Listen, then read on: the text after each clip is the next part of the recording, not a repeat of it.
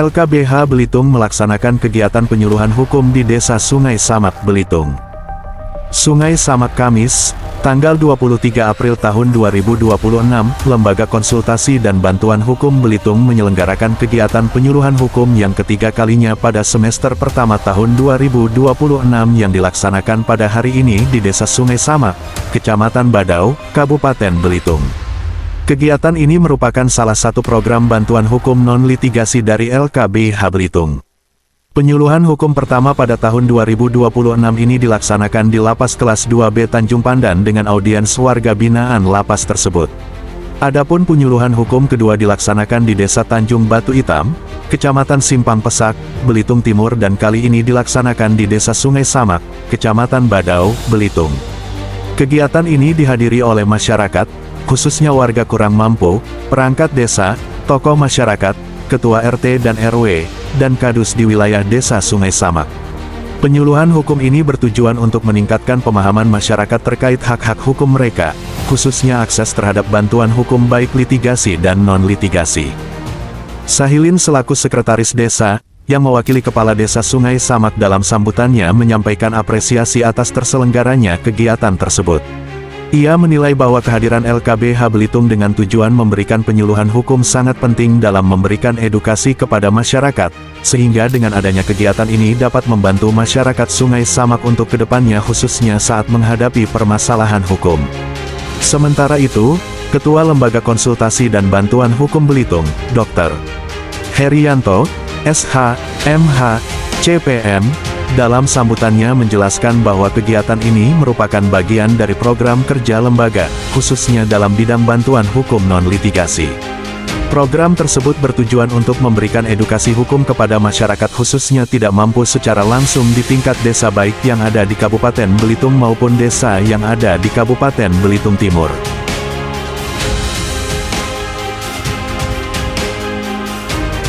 Lebih lanjut, Herianto menekankan bahwa sasaran utama kegiatan ini adalah masyarakat yang secara ekonomi kurang mampu atau kategori masyarakat miskin, agar mereka mengetahui adanya layanan bantuan hukum gratis yang difasilitasi oleh pemerintah melalui organisasi bantuan hukum.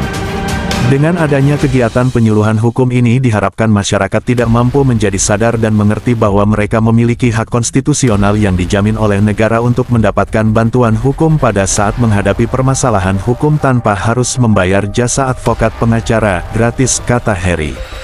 Dalam sesi materi pertama, mengenai sosialisasi Undang-Undang Bantuan Hukum yang disampaikan oleh Dendi Matranagara, SH, dalam paparannya ia menjelaskan bahwa permasalahan yang dapat diberikan bantuan hukum oleh organisasi pemberi bantuan hukum meliputi perkara pidana, perdata, maupun tata usaha negara. Hal ini diharapkan dapat memberikan pemahaman kepada masyarakat bahwa akses bantuan hukum terbuka luas bagi berbagai jenis permasalahan hukum yang dihadapi oleh masyarakat tidak mampu yang secara finansial tidak mampu untuk menyediakan sendiri pengacara advokat untuk membantu menyelesaikan persoalan hukum yang dihadapinya. Lebih lanjut Dendi menjelaskan dan menginformasikan bahwa Lembaga Konsultasi dan Bantuan Hukum LKBH Belitung adalah salah satu organisasi pemberi bantuan hukum yang dapat memberikan bantuan hukum secara cuma-cuma, gratis. Pada sesi materi kedua mengenai akibat pernikahan usia dini yang disampaikan oleh M. Arif Febrianto, SH, ia menjelaskan mengenai dampak yang ditimbulkan akibat dari dilakukannya pernikahan usia dini. Dampak negatif yang ditimbulkan bisa berupa dampak psikolog seperti kecemasan, depresi, bahkan bisa terjadi perceraian pada pasangan suami istri di usia dini. Sedangkan pada akibat hukum bisa menyebabkan risiko pidana, apabila terdapat unsur paksaan dan risiko perdata apabila pernikahan tidak dicatatkan dalam administrasi pemerintahan. Namun apabila ada suatu alasan mendesak dan harus dilakukannya pernikahan, berdasarkan pasal 7 ayat 2 perkawinan, pernikahan di usia dini dapat dilakukan dengan dimintakan dispensasi nikah kepada pengadilan dengan alasan sangat mendesak dengan disertai bukti pendukung. Selanjutnya, pada materi sesi ketiga yang disampaikan oleh Dr. Rio Sufriyatnya, SH, MH, Kes, mengenai Undang-Undang Nomor 1 Tahun 2023 tentang KUHP, baru diterangkan bahwa KUHP lama dinilai sudah tidak relevan dengan keadaan dan perkembangan hukum saat ini.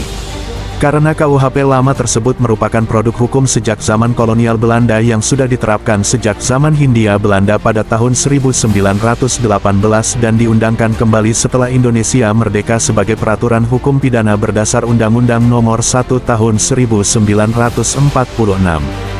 Artinya KUHP lama tersebut telah berlaku dan diterapkan untuk masyarakat Indonesia selama lebih kurang 104 tahun hingga diundangkannya Undang-Undang Nomor 1 Tahun 2023 tentang KUHP baru. Oleh karena itu, pembaruan melalui KUHP yang baru menjadi sangat penting untuk dilaksanakan guna menyesuaikan dengan perkembangan hukum dan zaman saat ini, termasuk dinamika sosial, kemajuan teknologi, serta perubahan politik yang terjadi di Indonesia. Kegiatan sosialisasi dan penyuluhan hukum ini disampaikan secara interaktif dengan harapan mudah dipahami oleh masyarakat, dan ditutup dengan sesi tanya-jawab, di mana masyarakat selaku audiens diberikan kesempatan untuk bertanya dan berdiskusi langsung mengenai permasalahan hukum yang terjadi di sekitar lingkungannya tinggal baik yang dihadapinya sendiri maupun yang dihadapi oleh masyarakat.